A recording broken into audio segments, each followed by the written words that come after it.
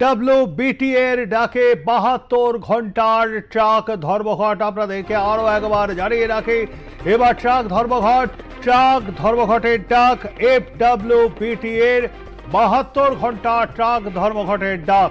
বিস্তারিত জানবার চেষ্টা করব, সরাসরি চলে যাব নিউজ রুমে। রয়েছেন আমাদের প্রতিনিধি ষষ্ঠী চট্টোপাধ্যায়। ষষ্ঠী, ঠিক কি কারণে এই ৭২ ঘন্টা ট্রাক ধর্মঘটের ডাক দেওয়া হয়েছে এফডব্লিউবিটি এর তরফে?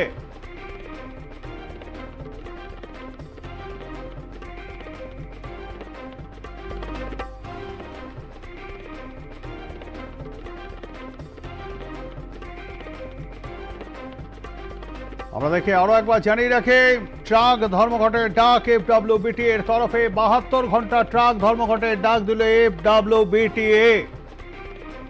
১৩ সেপ্টেম্বর পর্যন্ত এই ট্রাক ধর্মঘটের ডাক। ঠিক কি কারণে এই ট্রাক ধর্মঘটের ডাক দিয়েছেন তারা, এই বিষয়ে আমরা বিস্তারিত জেনে নেবার চেষ্টা করব।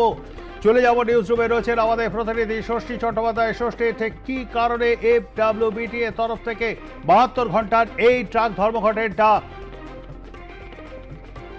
দেখো প্রবীর, পুজো আর খুব একটা বেশি দিন বাকি নেই, এবং তারই মাঝে যেভাবে বাজার যেভাবে অগ্নিমূল্য হয়ে রয়েছে, প্রতিটা সবজির দাম যেখানে আকাশ ছোঁয়া হয়ে রয়েছে, সেই জায়গায় দাঁড়িয়ে আগামী কাল থেকে, অর্থাৎ বুধবার থেকে বৃহস্পতি এবং শুক্র, এই ৩ দিনের ৭২ ঘন্টার কিন্তু সারা রাজ্যের ট্রাক ধর্মঘটের ডাক দিয়েছে federation of West Bengal truck association, অর্থাৎ ওনাররা। এবং তাদের মূলত যেটা দাবি, ৭ দফা দাবির সামনে রেখেই মূলত তাদের এই ট্রাক ধর্মঘট।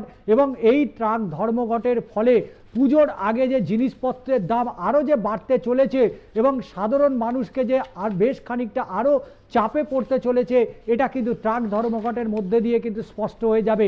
তার কারণ আগামী কাল থেকেই কিন্তু সকাল থেকে রাজ্যের বিভিন্ন প্রান্তে মূলত যে সমস্ত ট্রাকগুলো বাইরের রাজ্য থেকে যেগুলো এ রাজ্যে আসে, এবং সেই সমস্ত ট্রাকগুলো যদি মাঝপথে আটকে যায় এবং ৭২ ঘন্টা, তাতে স্বাভাবিকভাবে একথা বলার অপেক্ষা রাখছে না যে বাজার মূল্য কিন্তু আরও বেশ খানিকটা বাড়তে চলেছে।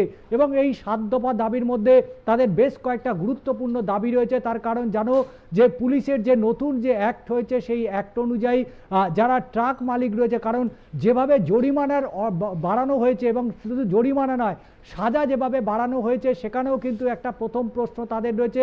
তার কারণ দুর্ঘটনা যখন ঘটবে বা ট্রাক মালিকের, সেখানে ট্রাক ড্রাইভারের যদি সেক্ষেত্রে তারা দোষী না হন, সেক্ষেত্রেও কিন্তু তাদেরকে সাজার মুখে যেমন পড়তে হচ্ছে।